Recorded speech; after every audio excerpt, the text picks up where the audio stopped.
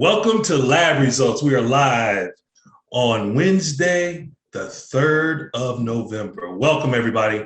Glad to have you tonight. Apologize, we were running a little bit behind tonight. We had some technical difficulties, but our wizard engineer, Mark Lawson, got us through everything, and we are back live now and ready to go. We're going to have a great topic tonight. We're talking about careers in the medical industry, in the medical profession. So have a great guest tonight that's going to share his background and what he's done to get to where he's at.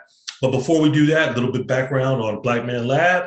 Black Man Lab was started roughly 4 years ago by one of the founders, Maury Davis, and three other men who got together to just have conversations with their sons. Because we know quite often as fathers with sons, our sons get to a certain age and they just tune us out, but they'll listen to somebody else. They'll listen to an uncle, a godfather, a close friend.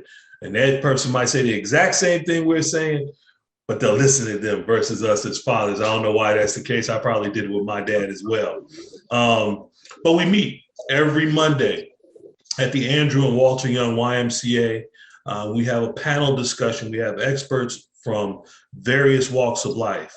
Some of it's professional driven, some of it is personal development driven. And we have a panel of experts and they share. They just download all the information of whatever got them to their level of success with our audience. Prior to the pandemic, we were up to 250 Black men in the room every week. And it was a powerful, powerful, powerful thing. We're working our way back up to that because we just now started meeting back live. But in the in-between, we had this virtual space that we were in, and we decided to keep that. And that allowed us to have great guests from all over the country on to talk about whatever got them to where they are today. So that's what Lab Results is. We always talk about from Lab Results, we talk about whatever we talked about on Monday. So again, we're talking about the medical profession tonight, and I have a great guest. Before I bring my guest on, one of the things that we do every week is that we make sure we honor those who came before us, those people whose shoulders we stand on, those people who will be really happy about us being in this space, us sharing and doing the work for our people.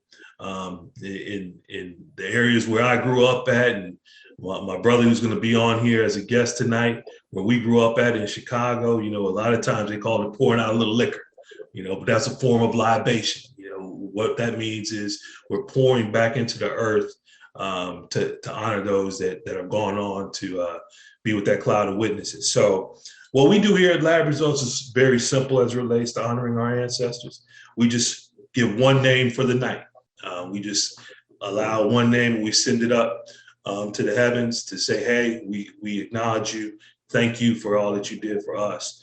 So I'm going to ask my guest before I actually introduce him to just join me and give a shout to an ancestor. And again, the ancestor, we just want to bring that person into this space to be acknowledging what we've done and are doing currently. So I'm going to ask Camino, if you come on with me real quick, and on three, we're just going to shout an ancestor name, just somebody that's meaningful to you, that would be proud of you being in this space. And then at the end of that, we just say Ashe. So on three, and with a fist in the air, on three, 1, 2, 3, Sylvester Williams. Ashe. Ashe. Ashe. Okay. Can you hear me? Yeah, we can hear you, brother. Oh, we can hear you. All right. So without further, man, I'm going to bring you in. This is my brother from Chicago. We are longtime friends, and somebody who I'm really proud of the work he's done. This is my brother, Camino Bell, Dr. Camino Bell. Camino, come on, man. How you doing? How you doing, fellas? Glad to be here. Man, glad to have you. So what I want to do is we're going to start the conversation, Camino, just about your background. Growing up in Chicago, where you grew up, school, family. Talk about everything that makes Camino Bell Camino. So, okay. Well, and Marty, you may not know this, but I'm originally, my first few years from Seattle, Washington. I was born in Spokane, and then up till 5 or 6, I was living in Seattle, Washington with my mother and father. Right then, about 5, they got divorced. My mom moved to Chicago, just she and I, and started on the north side for a year and then moved to the south side after getting familiar with Chicago. So I'm a transplant, but my formative years obviously were in Chicago. I consider myself a Chicagoan, and so we kind of started there. I grew up in a wonderful neighborhood in Hyde Park, where being from a single family household wasn't abnormal. I grew up in this housing complex, Harper Square. We had a lot of single mothers raising their Black boys. There was security there. It was, a time when you could stay out even after the lights came on, and we just cared for each other in there. A great group of friends that we still have to this day, as you know. One of our closest friends, Richard Smith, the principal back in Chicago, I've known since I moved to that area, and that would be first, second grade. So from there, I started I was in various public schools, but one thing, my mother, very strict about me getting my studies done, but a love of sports, basketball as a young kid, tackled a man with the football out in the playgrounds during school. Sure.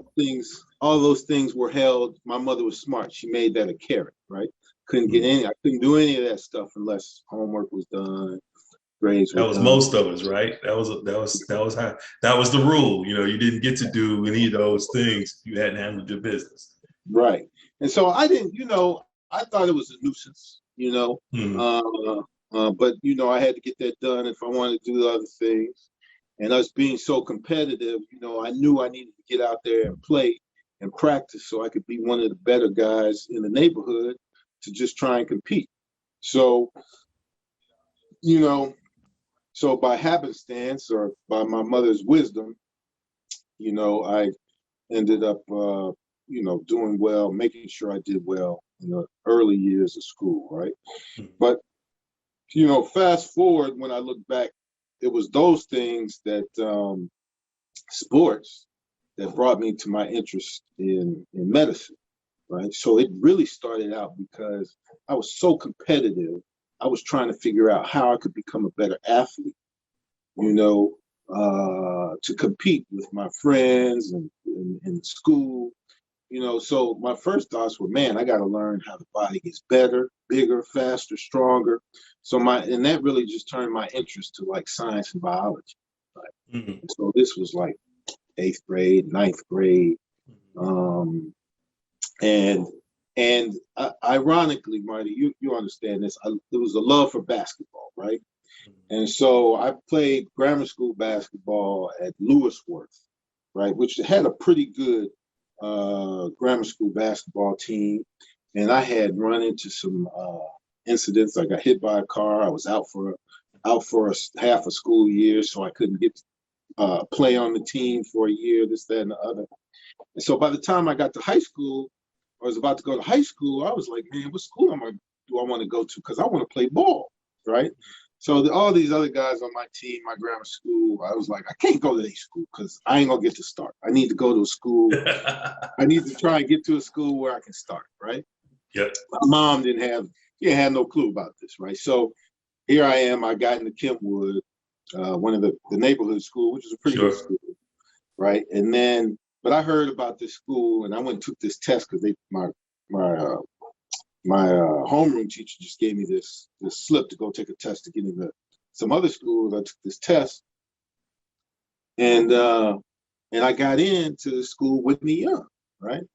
And so the word was that Whitney Young was the nerd school, right? And so I was like, yeah, I ain't going to Kenwood. I know all the cats that started at Kenwood were ahead of me in my own grammar school, right? Sure. So I to go to Whitney Young because I could probably get in there and play right away, right? Right. So it happened to be a magnet school. And so all the smart kids were going there, and I figured, yeah, I'm good, right? So I got there, and because I had gone to visit my dad a couple times in Seattle, when I got there, he would put me in Pop One football, and I would only play for like 4 or 5 weeks. I only spent a few weeks there during the summer. So as soon as I got into Whitney Young, folks were like, play football. I was like, well, I probably could, I could probably do well in that because there's not a lot of people that play football in Chicago before high school. Right. I had some experience. So I got there and started playing football before the basketball season. I broke both my fingers on my hand. I ended up not playing my freshman year at Whitney Young. Even getting to try out, right? So that actually ended up working out well because it was adjustment. It was very competitive high school. And so I didn't play my first year, got my studies in order. I would probably wasn't going to play anyway because my mom said I was goofing off the first 3 months of high school, and I had to adjust. There was a bunch of pretty girls there, so my your radar was way off. My head was all over the place, right? like all of us, right? Sure. Hey, I used to come up to Whitney Young's just for that reason. So exactly. It wasn't because I wanted to see the likes of you. And so again, right there, the school was competitive, right? And my mom still had the same routine, same rules. No grades, no play, right? But at this time, also, my mom had gotten remarried. And this also was a big formative change for me. So before it was just me and my mom, right? And I would run around with some of the kids, in the streets and goof around. My mom got remarried and she got married to a dentist, right? And so, look, it's like I felt it was like the Jeffersons. When my mom got remarried, we moved to a mid-rise, 4-bedroom condo downtown, right? And my man had a Mercedes, and I was like, right? He was like, we won. I was like, Mom's came up, we rich, right? And I was, and so, but even in that same respect, it was like a dichotomy. It showed me, like when I was just me and my mom, you could see very, very easily what would happen if you made the wrong choices. I mean, we were not paycheck to paycheck, but close, right? So you knew what was the wrong side of the tracks and and some of my friends ended up that way, right? But when she got remarried, it showed me what you could be if you focused, right? Because I remember distinctly, I was like, I asked him, I'm 13 years old, new stepfather. I was like, so how'd you get to this spot, right? I could distinctly ask him. And he was like, flat out, I studied. And when I got he ran track in college too. So it wasn't like he couldn't do both. He was like, I studied and I concentrated on my sports. He said, I like biology. And that's what he studied in college. And so right then I was like, I can go one of two ways, right? I can basically goof off. Then, I would not have what we have now. This is what I want. And so, it really kind of crystallized, some of the two things I knew I had, what my mom had been saying, right? Study. So you could do these other things. And then it was really the peer pressure of performing in sports and the mom's pressure of performing in school. And then my stepfather seeing what would happen. Seeing the results of it, yeah. Right. Yeah. Right. Yeah. And cats like you, Richie, being intense about playing ball. Sure. It was easy to figure out what am I going to do in my off time. I'm going to work on my game, work on this. Yeah. And to be honest with you, what got me focused to football was my junior year. I finally got to play with Jeff, Adrian, Di. I finally moved varsity. Walt Frazier had graduated. Yeah. They gave me his number. We started playing summer league. My first summer league game, or one of my first summer league games, I don't know how this happened, but I started shooting. I was hitting everything. I remember Jeff and them was like, keep shooting, keep shooting. I must have scored 20 against Robeson, right? Like with Johnny Miller, right? Yeah. So I quit football. I'm like, I'm done, right? This was like within 1 week. I'm done. I'm getting run. I'm playing, right? The next weekend, we played YVI, right?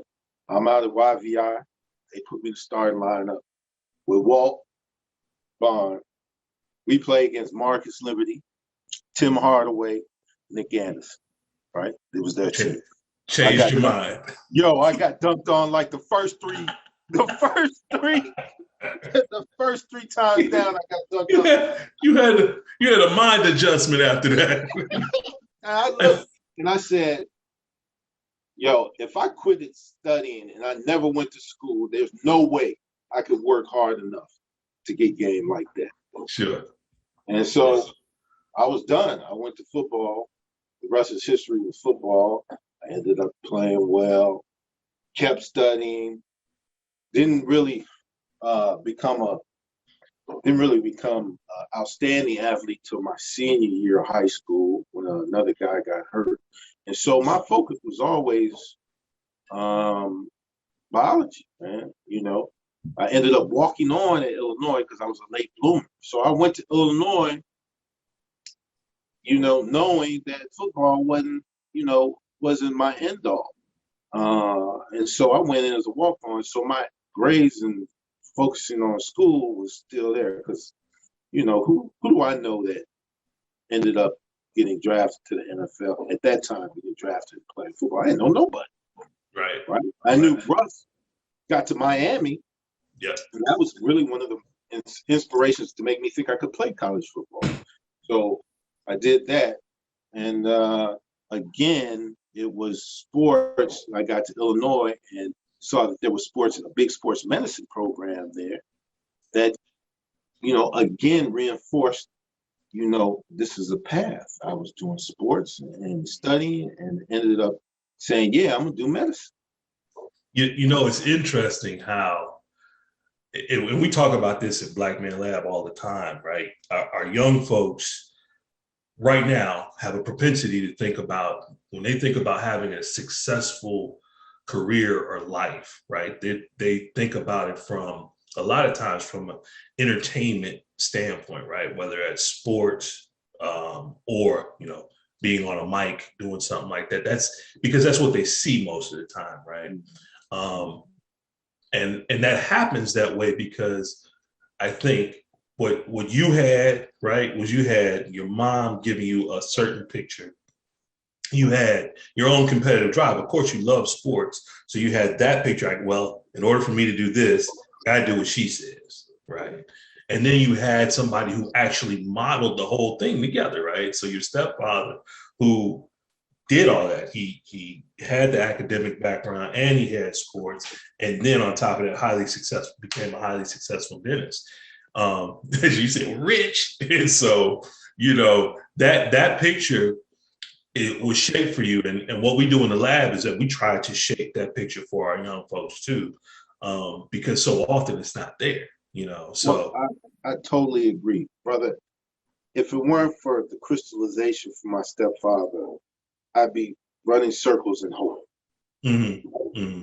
You see, it's been done, and that's the difference between us as Black people. Mm-hmm. Generations behind, I keep saying we generations behind, right? These white folks have their families, their fathers, their grandfathers. It's in the family. It's expected. Yeah. They do this shit and it's expected. Even if they mess up, their families pull them through whatever 5 years, addiction that their son has done and then put them in place, right? Yeah. We are at the point where our generation above us, if they did it, they were exceptional. They were exceptions to the rule. And we have to find them to make it, to normalize it for us. Right. And that's that wicked paradigm that we're in, is that we have like folks like, you and I and a lot of our peers, the vast majority of our peers are doing okay. Right. Mm-hmm. And, some of us have this picture where it's like, okay, what can I give back? And we try. Right. But then a lot of us, and actually I'll speak to myself. I was guilty of this early on in my early, career, where I was very successful. You just start getting your own little silo, right? You just say, I got to take care of me and mine. And then that's it, right? And even at that, even when you're saying I take care of me and mine, you're not necessarily handing something down to yours, other than maybe some values and things of that nature, but not from the standpoint of, hey, I'm telling you exactly what I do in work on a day-to-day basis that makes me successful, and here's what you can do to do the same thing. Because we're so caught up in the wickedness of, we got to protect our own ass. We have to do this work, and we have to, it's a constant weight on us. So, you serve two masters. Yeah. Right? You want to maintain your successfulness, so there are certain things that you have to do, and it takes up quite a bit of your time, when we as a people should be sharing that with those of us that need that mentorship and scholarship. And I appreciate the venue that you've given me here, because it's not that often that myself, I don't have time to make my own venue. I don't have time to, here and there I do some community service. But should I be doing more? Of course. Should my colleagues be doing more? As much as we can, because we are out here to promote our community, because our community as a whole is not to the same level as the other, as the majority, And that's the premise of what the lab is, what Black Man Lab is. It's just, the idea is, and today I was doing programming for trying to finish out the rest of the year, what we're going to do because it's tough to come up every Monday. We have to have a different topic, right? Right. We alternate professional development with personal development. So I'll do a week of professional, a week of personal development. And so I have to have a panel of experts on whatever, and they're out there. There's people, we know, like I was fortunate that I was able to reach out to you today, because I know of your, what your history has been, what's got you there. We know of people, but it's like, you gotta start thinking, who can I get, especially here in Atlanta, who can I get on the panel live, but the purpose. I wish I had a little more time, because like I said, my brother has big time me to this point. He followed him, and he'll tell you, he followed my footsteps with a new millennial thought process, which is, he's done emergency medicine also, but he's also done, he also did a public health fellowship, which has led him to, and he has a real fervor for community health, public health. So he's done some public speaking on gun violence and disparities in health, and it's led him, like we said, to the White House, right? So he's a White House fellow this year. His best friend, and the other one, Chris Hicks, who was another young cat that we used to bring up and play on Sundays. I remember Chris. He's now done the same thing. So he's a physician. He did a sports medicine fellowship.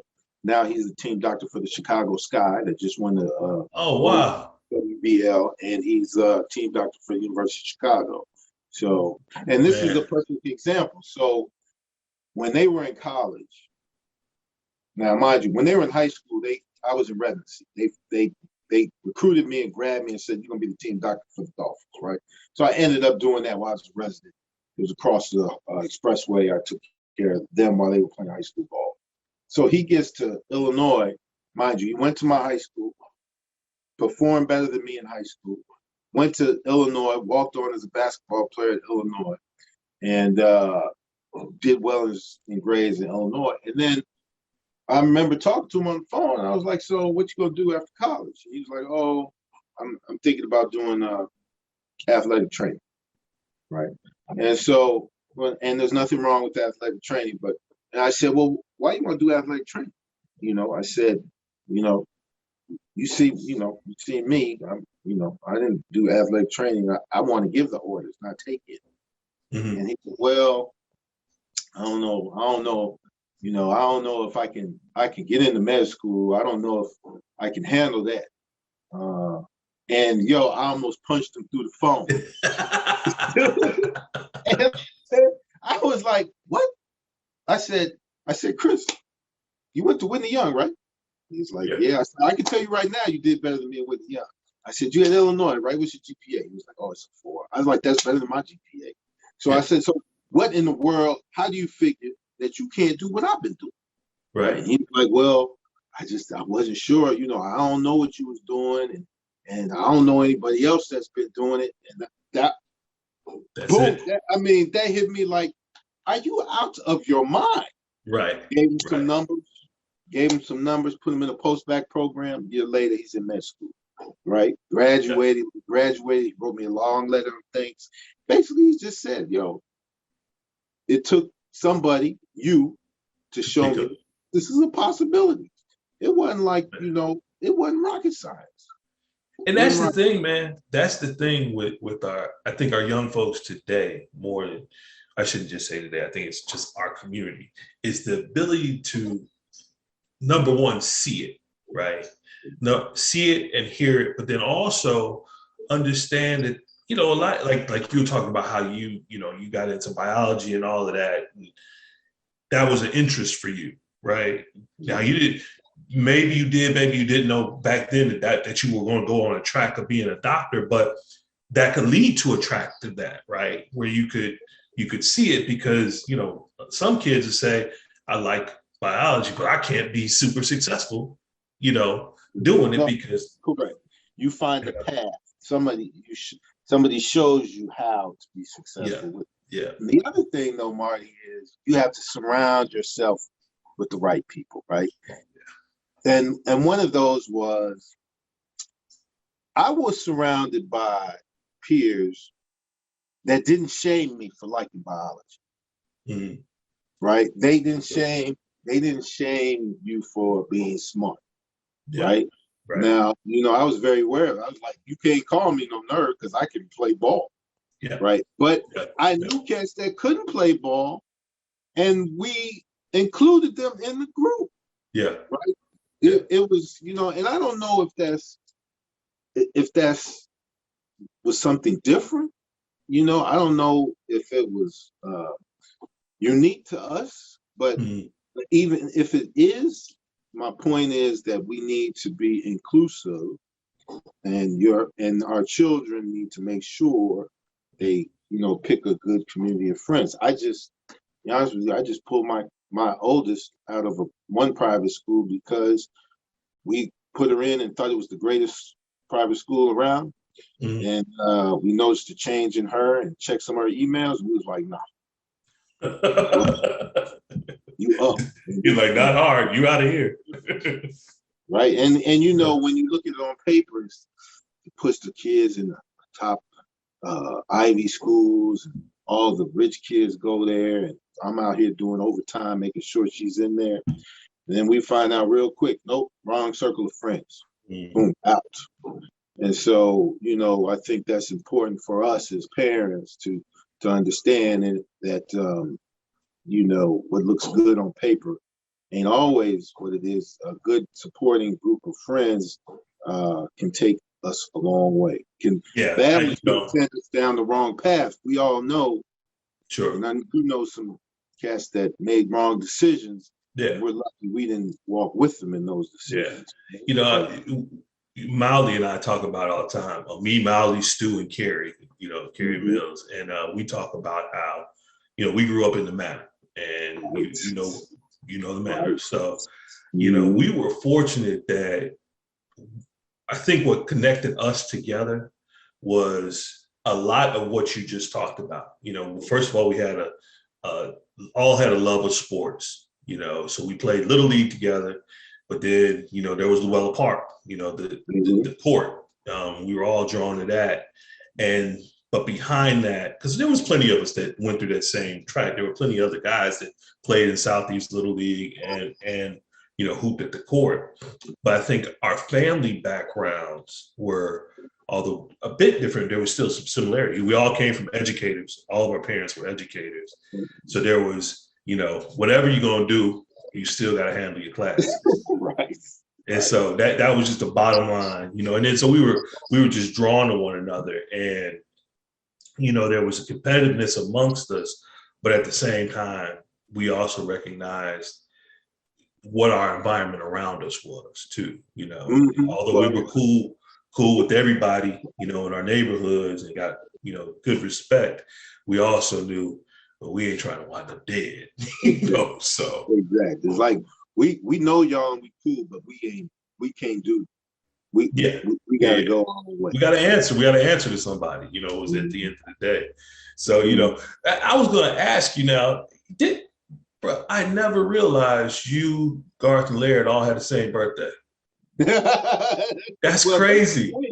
They're twins. I know, but I'm right, of course, them. But so they were my 17th birthday present.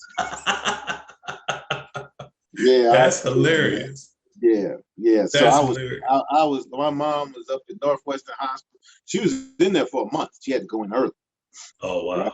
Yeah. So I was like, I'm 17, selfish as hell, and I was like, so I ain't getting nothing for my birthday. And you had been an only child for 17 years. So you were really off the chain up there. By then I had a sister. I have a sister. She came when they got married. She came. She's 12. I had a baby sister.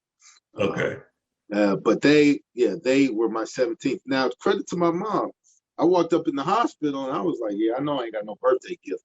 And she was like, there's the two twins, babies, right there. And then she was like, underneath, there's a Marshall Fields basket. You got some. Wow. She was on point. She was on point. And I felt terrible. Hey man, well, I remember you bringing them two jokers to the gym, man. I was like where'd they come from?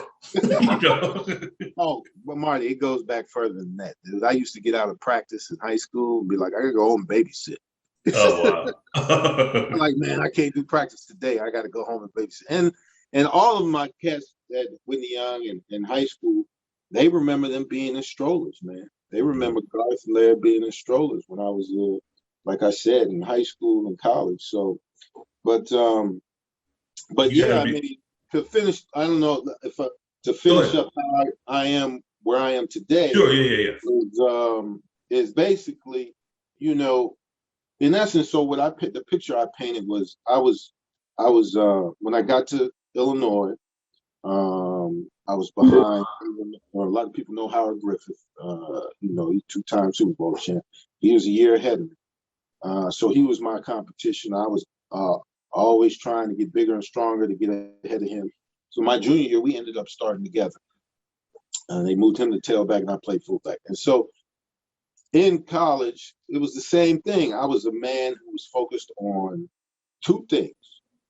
By that time, I wanted to go to med school, but again, the competition of sport, I wasn't gonna be no sucker and just be there and not play, right?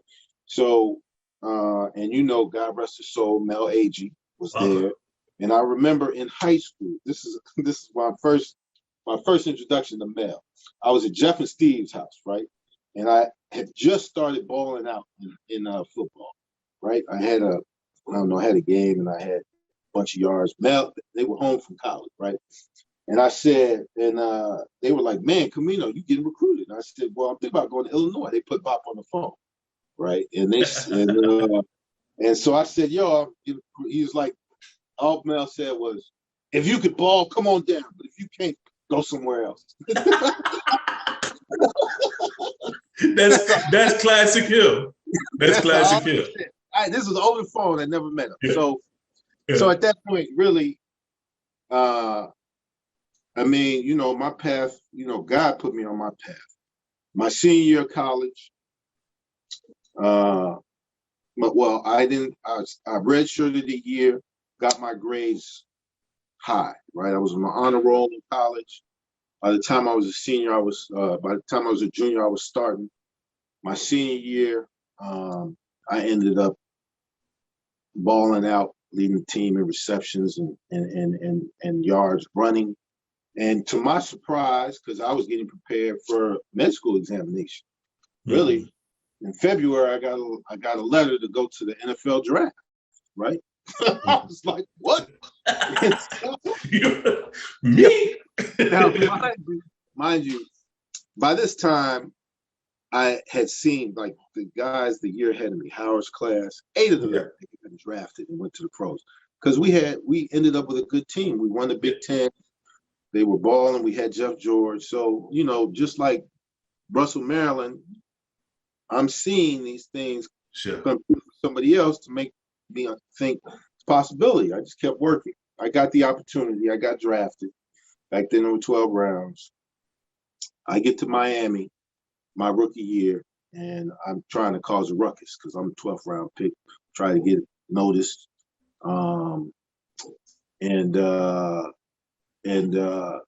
So what happened that year is I made it through final cuts.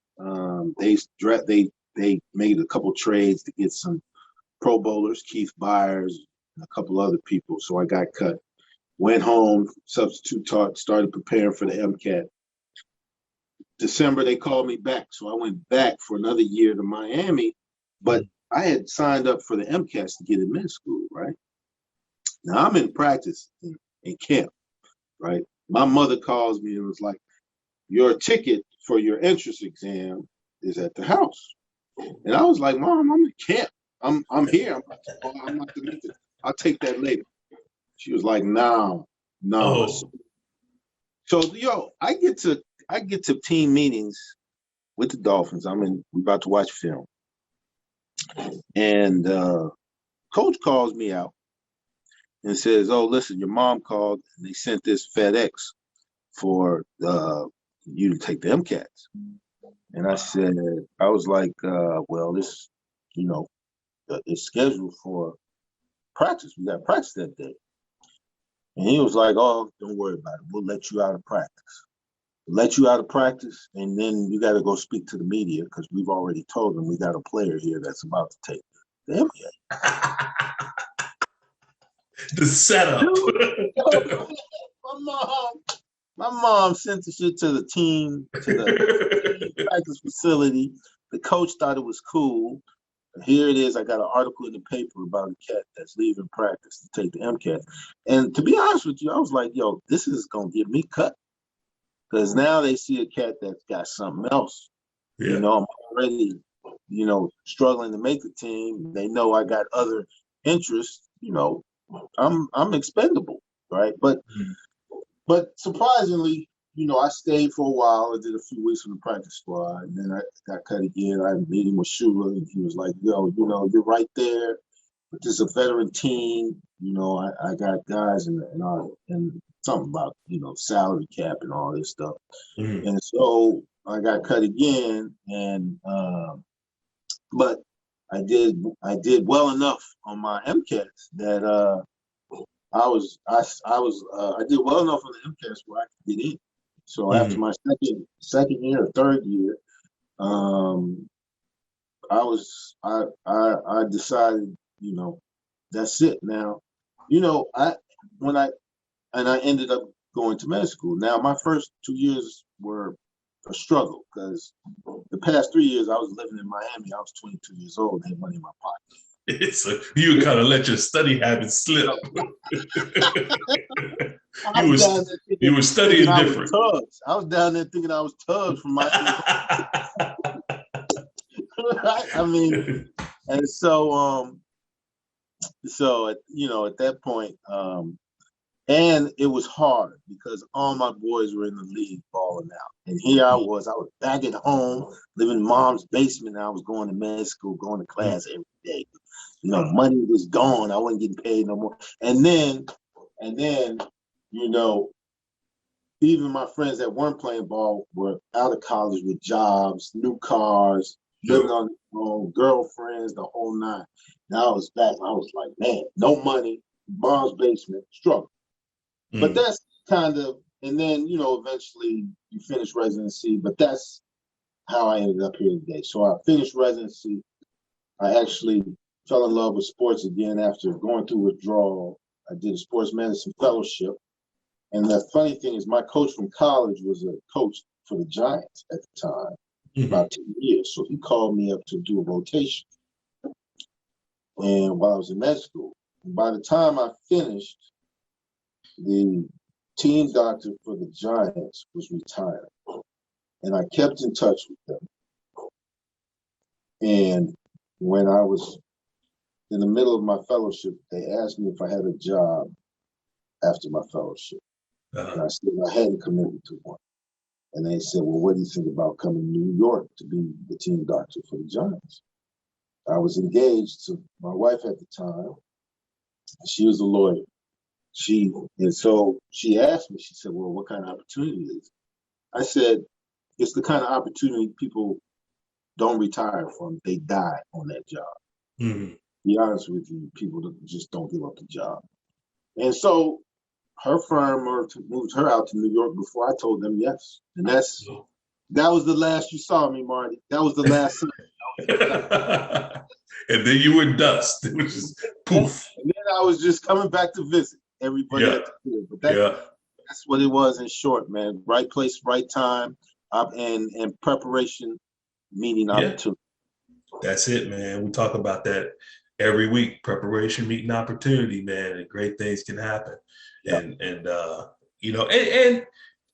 And sometimes I think it is, I just turned 54. It took me, probably a good 45 of my years to realize I'm not in control of anything, and I need to really follow what the creator is putting right in front of you a lot of times. I kind of bypassed the pitfalls that I had through medicine.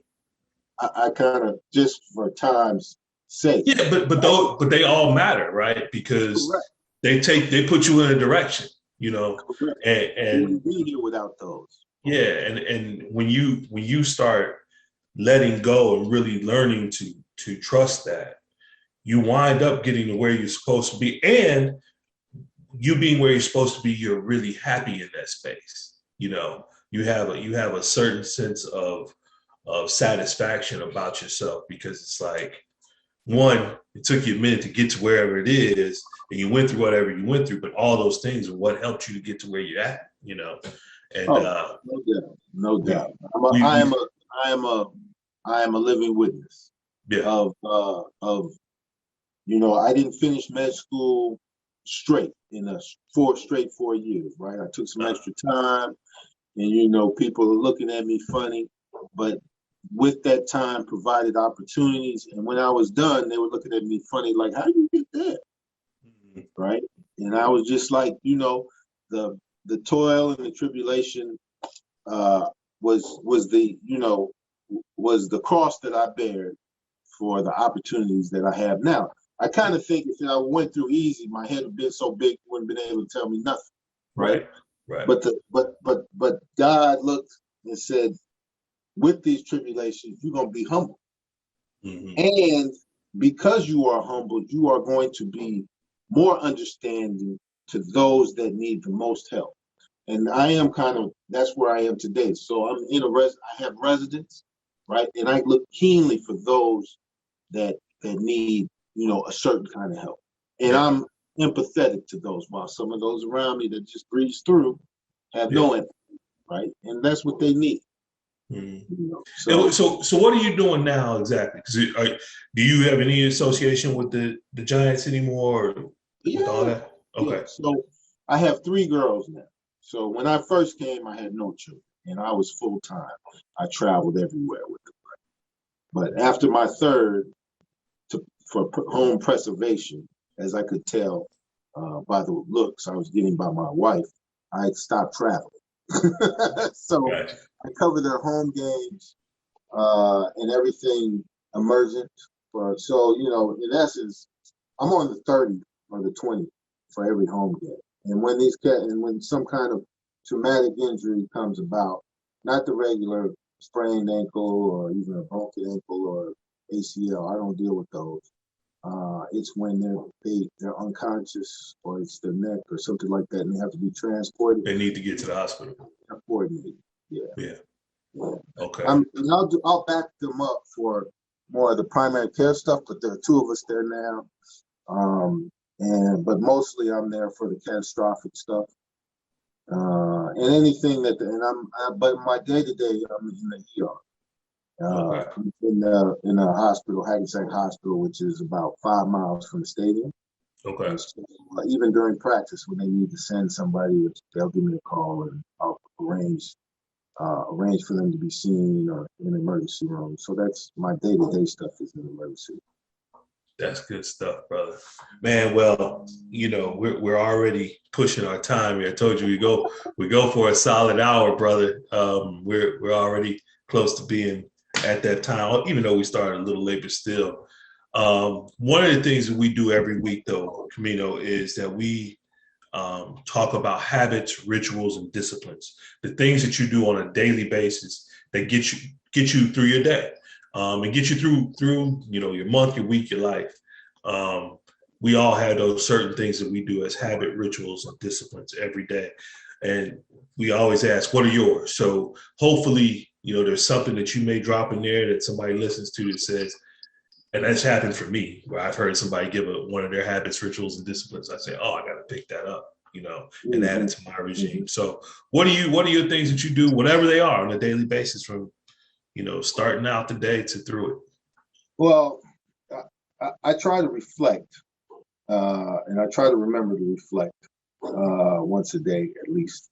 Quite often at night, but when I work nights, it's just whenever I remember and the urge comes upon me to reflect, because I know, like we talked about, the ups and downs that got me to where I am, and I try to just say thank you.